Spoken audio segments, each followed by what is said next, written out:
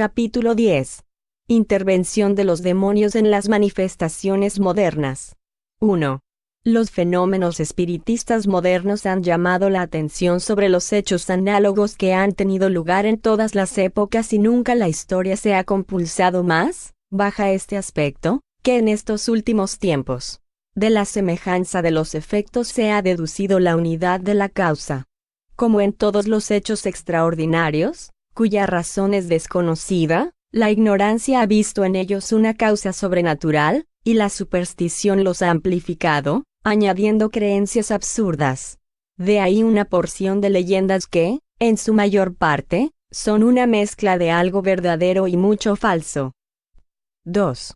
Las doctrinas sobre el demonio, que han prevalecido tanto tiempo, habían exagerado de tal modo su poder, que hicieron, por decirlo así, olvidar a Dios.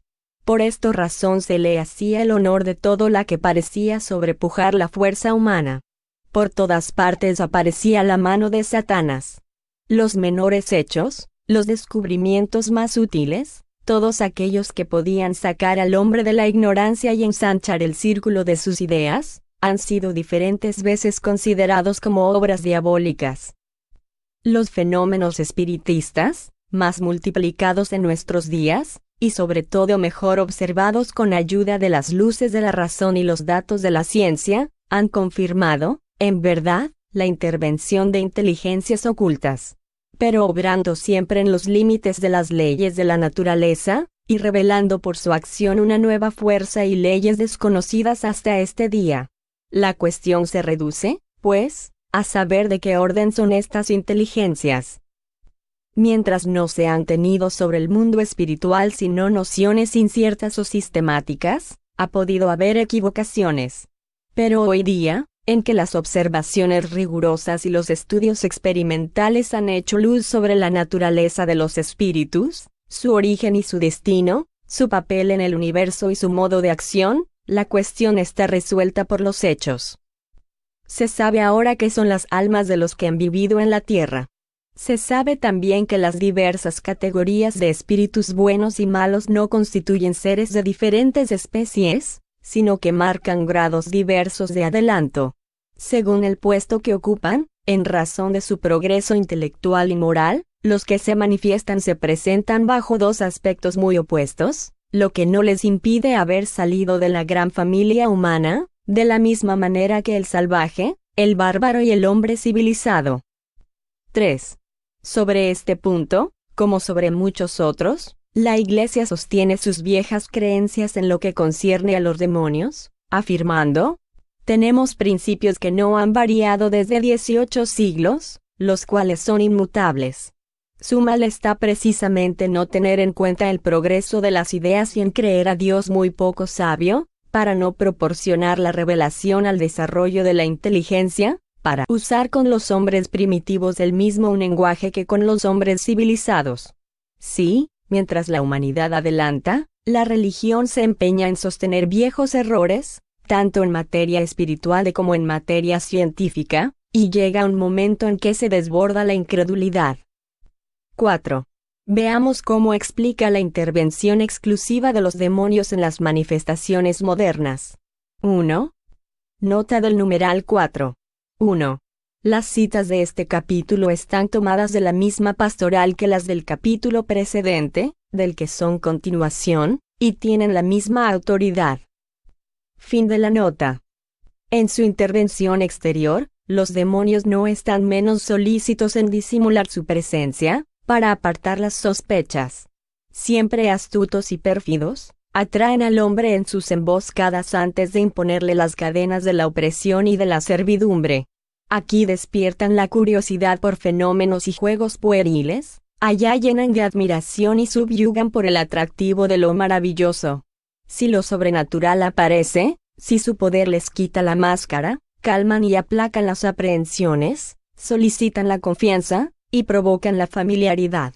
Tan pronto se hacen pasar por divinidades y buenos genios, como toman los nombres y aun las facciones de los muertos que han dejado alguna memoria entre los vivos. A favor de estos fraudes, dignos de la antigua serpiente, hablan y se les escucha, dogmatizan y se les cree. mezclan a sus mentiras algunas verdades, y hacen aceptar el error bajo todas las formas. A eso van a parar las pretendidas revelaciones de ultratumba.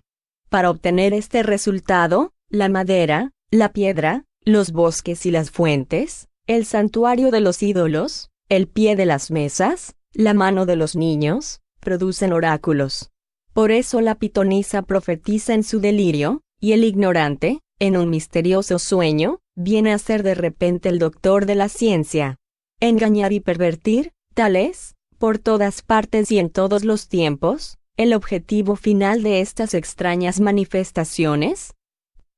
Los sorprendentes resultados de estas observaciones o de estos actos, la mayor parte extravagantes y ridículos, no pudiendo proceder de su virtud intrínseca, ni del orden establecido por Dios, solo pueden resultar del culto de las potencias ocultas.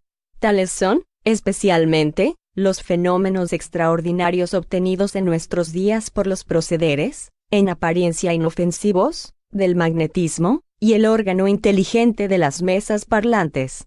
Por medio de estas operaciones de la magia moderna, vemos reproducirse entre nosotros las evocaciones y los oráculos, las consultas, las curaciones y los prestigios que han ilustrado los templos de los ídolos y los antros de las sibilas.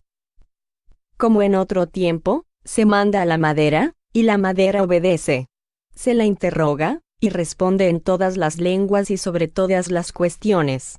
Se encuentra uno en presencia de seres invisibles que usurpan los nombres de los muertos, y cuyas pretendidas revelaciones llevan el carácter de la contradicción y de la mentira. Formas ligeras y sin consistencia aparecen de repente, y se muestran dotadas de una fuerza sobrehumana. ¿Cuáles son los agentes secretos de estos fenómenos, y los verdaderos actores de estas escenas inexplicables? Los ángeles no aceptarían estos papeles indignos, y no se prestarían a todos los caprichos de una vana curiosidad. Las almas de los muertos, que Dios prohíbe consultar, permanecen en la morada que les ha señalado su justicia, y no pueden, sin su permiso, ponerse a las órdenes de los vivos. Los seres misteriosos que comparecen tanto al primer llamamiento de los heréticos y de los impíos, como de los fieles, del crimen como de la inocencia, no son ni los enviados de Dios, ni los apóstoles de la verdad y de la salvación, sino los secuaces del error y del infierno. A pesar del cuidado que tienen en ocultarse bajo los nombres más venerables, se hacen traición por la ninguna importancia de sus doctrinas, no menos que por la bajeza de sus actos y la incoherencia de sus palabras. Se esfuerzan en borrar del símbolo religioso los dogmas del pecado original, de la resurrección de los cuerpos, de la eternidad de las penas, y toda la revelación divina, a fin de quitar a las leyes su verdadera sanción y abrir al vicio todas las barreras. Si sus sugestiones pudiesen prevalecer, formarían una religión cómoda para el uso del socialismo y de todos aquellos a quienes importuna la noción del deber y de la conciencia. La incredulidad de nuestro siglo les ha preparado los caminos. Ojalá que las sociedades cristianas puedan, por una vuelta sincera a la fe católica, escapar del peligro de esta nueva y temible invasión. 5. Toda esta teoría descansa en el principio de que los ángeles y los demonios son seres distintos de las almas de los hombres, y que éstas son producto de una creación especial, inferior aún a los demonios en inteligencia, en conocimientos y facultades de toda clase. Concluye la misma teoría con la intervención exclusiva de los malos ángeles en las manifestaciones antiguas y modernas, atribuidas a los espíritus de los muertos. La posibilidad para las almas de comunicarse con los vivos es una cuestión de hecho, un resultado de experiencia y de observación que no discutiremos aquí. Admitamos, por hipótesis, la doctrina arriba dicha, y veamos si por sus propios argumentos se destruye a sí misma. 6. En las tres categorías de ángeles, según la Iglesia, una se ocupa exclusivamente del cielo, otra del gobierno del universo, la tercera tiene a su cargo la tierra. Y en esta se encuentran los ángeles guardianes encargados de la protección de cada individuo, algunos de los cuales tomaron parte en la rebelión, transformándose en demonios. Si Dios permitió a estos últimos inducir a los hombres a su perdición por sugestiones de toda clase y el hecho de las manifestaciones ostensibles, porque, si es soberanamente justo y bueno, les habría concedido el inmenso poder de que gozan, dejándoles una libertad de la que hacen tan pernicioso uso, sin permitir a los ángeles buenos neutralizar sus malos efectos por manifestaciones semejantes dirigidas hacia el bien. Admitamos que Dios haya dado una parte igual de poder a los buenos y a los malos, lo que ya hubiera sido un favor exorbitante en provecho de estos últimos. El hombre, al menos, sería libre de elegir, pero darles el monopolio de la tentación, con la facultad de simular el bien para engañar y seducir con más seguridad, sería un verdadero lazo tendido a su debilidad, a su inexperiencia, a su buena fe. Más aún, sería abusar de su confianza en Dios. La razón se resiste al admitir tal parcialidad en beneficio del mal. Veamos ahora los hechos. 7. Se conceden a los demonios facultades trascendentales. No han perdido nada de su naturaleza angélica, tienen el saber, la perspicacia, la previsión, el discernimiento de los ángeles, y además la astucia, la destreza y el artificio en grado supremo. Su objeto es apartar a los hombres del bien, y sobre todo, alejarles de Dios para arrastrarles al infierno, del cual son proveedores y reclutadores. Se comprende que se dirijan a los que están en el buen camino y se encuentran perdidos para ellos, si persisten en el mismo. Se comprende la seducción y el simulacro del bien para atraerles a sus redes, pero es incomprensible que se dirijan a los que les pertenecen ya en cuerpo y alma para conducirles a Dios y al bien. Pues ¿quién está más en sus garras sino el que reniega de Dios se hunde en el vicio y el desorden de las pasiones? ¿Este no está ya en el camino del infierno? Se comprende que si está seguro de su presa, le incite a rogar a Dios, a someterse a su voluntad, a renunciar al mal, que exalte a sus ojos las delicias de la vida de los buenos espíritus y le pinte con horror la situación de los malos. ¿Se ha visto jamás a un mercader alabar a sus parroquianos la mercancía de su vecino a costa de la suya, e incitarles a ir a su casa? Un reclutador despreciar la vida militar y ensalzar el descanso de la vida doméstica?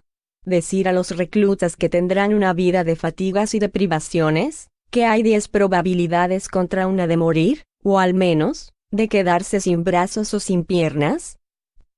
Este es, sin embargo, el papel estúpido que se hace desempeñar al demonio, porque es un hecho notorio que, a consecuencia de las instrucciones emanadas del mundo invisible, se ven todos los días incrédulos y ateos vueltos a Dios, rogar con fervor, lo que nunca habían hecho. Gentes viciosas trabajar con ardor para su mejoramiento. Pretender que esto es obra del demonio es hacer de este un verdadero bobalicón. Pero como esto no es una suposición, sino un resultado de experiencia, y contra un hecho no hay negación posible, es preciso concluir, o que el demonio es un torpe en grado supremo, que no es ni tan astuto ni tan maligno como se pretende, y que en consecuencia no es muy temible, porque trabaja contra sus intereses, o que no todas las manifestaciones son suyas. 8. Hacen aceptar el error bajo todas las formas. Para obtener este resultado, la madera, primera piedra, los bosques, las fuentes, el santuario de los ídolos, el pie de las mesas, la mano de los niños, producen oráculos. ¿Cuál es, pues, según esto, el valor de estas palabras del Evangelio? Derramaré mi espíritu sobre toda carne, vuestros hijos y vuestras hijas profetizarán, vuestros jóvenes tendrán visiones y vuestros ancianos sueños. En esos días derramaré mi espíritu sobre mis servidores y sobre mis servidoras y profetizarán. Hechos de los Apóstoles, capítulo 2, versículo 17 y 18. ¿No es esto la predicción de la mediumnidad dada a todo el mundo, aun a los niños, predicción que se realiza en nuestros días? ¿Han atematizado los apóstoles esta facultad? No, la anuncian como un favor de Dios, y no como obra del demonio. ¿Los teólogos de nuestros días saben más sobre este punto que los apóstoles? ¿No deberían, pues, ver el dedo de Dios en el cumplimiento de estas palabras? 9.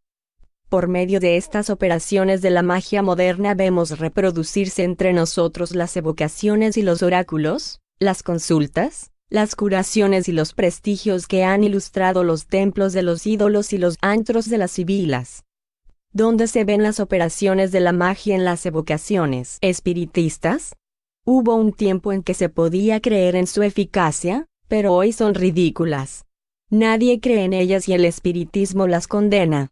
En la época en que florecía la magia no se tenía más que una idea muy imperfecta de la naturaleza de los espíritus, a los que se consideraba como seres dotados de un poder sobrehumano.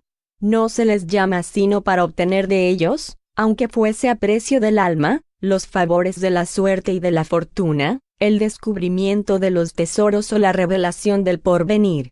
La magia, con ayuda de sus signos, fórmulas y oraciones cabalísticas, tenía la reputación de facilitar pretendidos secretos para obrar prodigios, de obligar a los espíritus a ponerse a las órdenes de los hombres y satisfacer sus deseos.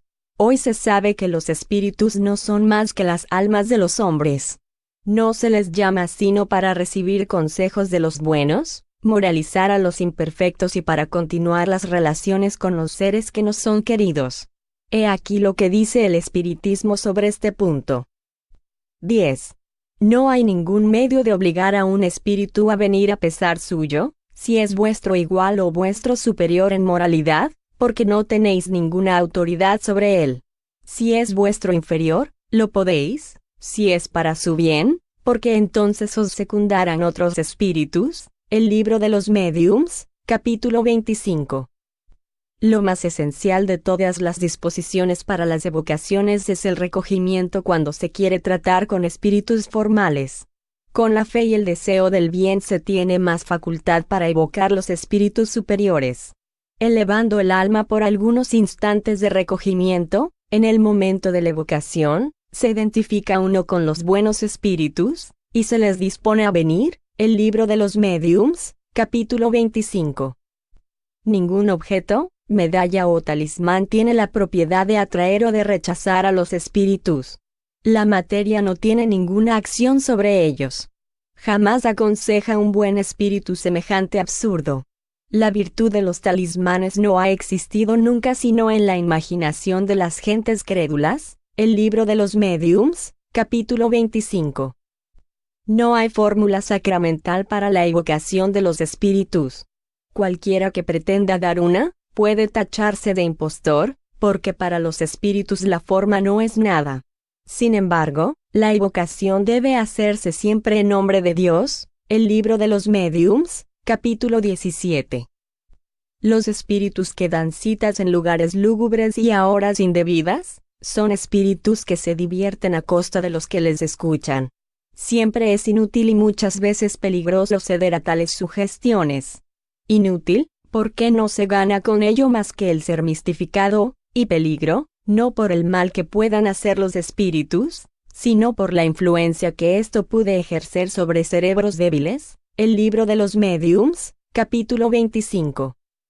No hay días ni horas más especialmente propicias unas que otras para las evocaciones. Esto es completamente indiferente para los espíritus, como todo lo que es material, y sería una superstición el creer en esa influencia.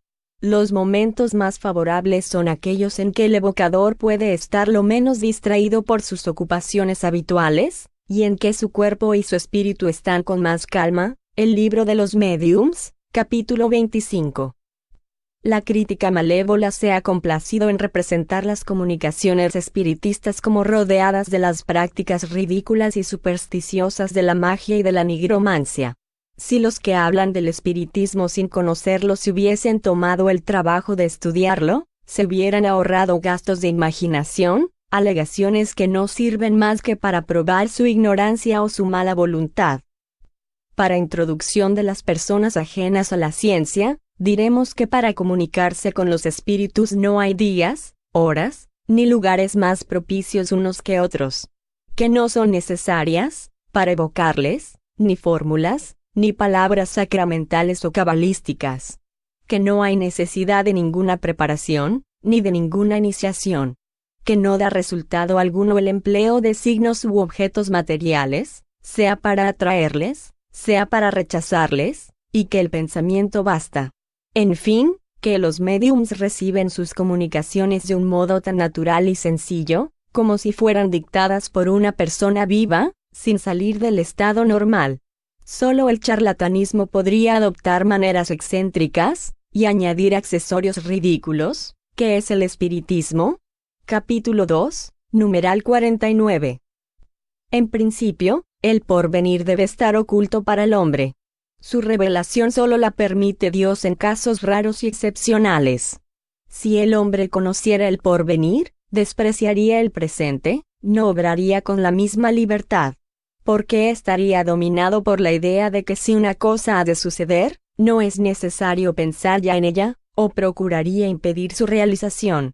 Dios no ha querido que fuese así, a fin de que cada uno concurriera al cumplimiento de los acontecimientos, aun de aquellos a los que quisiera oponerse. Dios permite la revelación del porvenir cuando este conocimiento anticipado debe facilitar el cumplimiento de ciertos hechos, en lugar de ponerle trabas, comprometiendo a obrar de otra manera que no se hubiera hecho sin aquel conocimiento. El libro de los espíritus, libro 3, capítulo 10. Los espíritus no pueden guiar en las investigaciones científicas y los descubrimientos. La ciencia es obra del genio. No debe adquirirse sino por el trabajo, porque solo por medio del trabajo es como el hombre adelanta en su camino. ¿Qué mérito habría si bastara preguntar a los espíritus, para saberlo todo? Cualquier imbécil podría ser sabio a poca costa. Lo mismo sucede con las invenciones y descubrimientos de la industria. Cuando ha llegado el tiempo de un descubrimiento, los espíritus encargados de dirigir la marcha buscan al hombre capaz de conducirle a buen fin, y le inspiran las ideas necesarias para que tenga todo el mérito. Porque estas ideas es preciso que las elabore y las ponga en práctica. Así sucede también con todos los grandes trabajos de la inteligencia humana. Los espíritus dejan a cada hombre en su esfera. De aquel que no es a propósito sino para acabar la tierra, no harán el depositario de los secretos de Dios. Pero ¿sabrán sacar de la oscuridad al hombre capaz de secundar sus intenciones? No os dejéis, pues, arrastrar por curiosidad o ambición en un camino que no es el objeto del espiritismo, y que terminará para vosotros en las más ridículas mistificaciones. El libro de los médiums, capítulo 26. Los espíritus no pueden hacer que se descubran los tesoros ocultos. Los espíritus superiores no se ocupan de estas cosas, pero los burlones indican a menudo tesoros que no existen, o pueden hacer ver uno en un paraje, que en realidad está en paraje opuesto. Y esto en utilidad del engañado, para demostrarle que la verdadera fortuna está en el trabajo. Si la providencia destina riquezas ocultas a alguno, las encontrará naturalmente, y no de otro modo. El libro de los médiums. Capítulo 26. El espiritismo, ilustrándonos sobre las propiedades de los fluidos, que son los agentes y los medios de acción del mundo invisible y constituyen una de las fuerzas y una de las potencias de la naturaleza, nos da la clave de una porción de hechos no explicados e inexplicables por cualquier otro medio, y que han podido en tiempos remotos pasar por prodigios. Revela, lo mismo que el magnetismo, una ley, si no desconocida, al menos mal comprendida. O mejor dicho, se conocían los efectos, porque se han producido en todos los tiempos, pero no se conocía la ley. Y la ignorancia en que, respecto de ella, se estaba, es la que ha engendrado la superstición. Conocida esta ley, desaparece lo maravilloso, y los fenómenos entran en el orden de los hechos naturales. He aquí por qué los espiritistas no hacen milagros haciendo girar una mesa o escribir a los difuntos, como no los hace el médico haciendo revivir a un moribundo, o el físico haciendo caer el rayo. El que pretendiese con ayuda de esta ciencia, hacer milagros, sería, o un ignorante de los hechos o un charlatán. El libro de los médiums, capítulo 2. Ciertas personas se forman una idea muy falsa de las evocaciones. Las hay que creen que consisten en hacer venir a los muertos, con el aparato lúgubre de la tumba. Solo en los romances, en los cuentos fantásticos de aparecidos y en el teatro, se ve a los muertos desencarnados salir de sus sepulcros, tapujados con sábanas, y haciendo crujir los huesos. El espiritismo no ha hecho nunca milagros de ninguna clase, y menos el de resucitar un cuerpo muerto. Cuando el cuerpo está en la fosa, está en ella definitivamente. Pero el ser espiritual, fluídico, inteligente, no ha quedado allí con su envoltura grosera, sino que se ha separado de ésta en el momento de la muerte, y una vez verificada la operación, no tiene nada en común con ella. ¿Qué es el espiritismo? Capítulo 2, numeral 48. 11. Nos hemos extendido en estas citas para demostrar que los principios del espiritismo no tienen ninguna relación con los de la magia. Por consiguiente, ningún espíritu está a las órdenes de los hombres, no existe ningún medio de obligarles, ningún signo o fórmula cabalística, ningún descubrimiento de tesoros o procederes para enriquecerse, ningún milagro o prodigio, ninguna adivinación ni apariciones fantásticas. Nada, en fin, de lo que constituye el objeto y los elementos esenciales de la magia. No solamente el espiritismo desaprueba todas esas cosas, sino que demuestra su imposibilidad e ineficacia. No hay, pues, ninguna analogía entre el fin y los medios de la magia y los del espiritismo. Querer asimilarlos es demostrar ignorancia o mala fe. Pero como los principios del espiritismo no tienen nada secreto y se formulan en términos claros y explícitos, el error no podrá prevalecer. En cuanto a los hechos de curaciones, admitidos en la citada pastoral, debemos decir que el ejemplo está mal elegido para evadir las relaciones con los espíritus. Es uno de los beneficios que tocan más de cerca y que cada uno puede apreciar. Pocas gentes estarán dispuestas a renunciar a ellos, sobre todo después de haber apurado todos los otros medios, por el temor de ser curados por el diablo. Al contrario, más de uno dirá que si el diablo cura, hace una buena acción. 2. Nota del numeral 11. 2. Queriendo persuadir a personas curadas por los espíritus de que lo habían sido por el diablo, un gran número se ha separado de la Iglesia, sin que antes pensaran salirse de ella. Fin de la nota.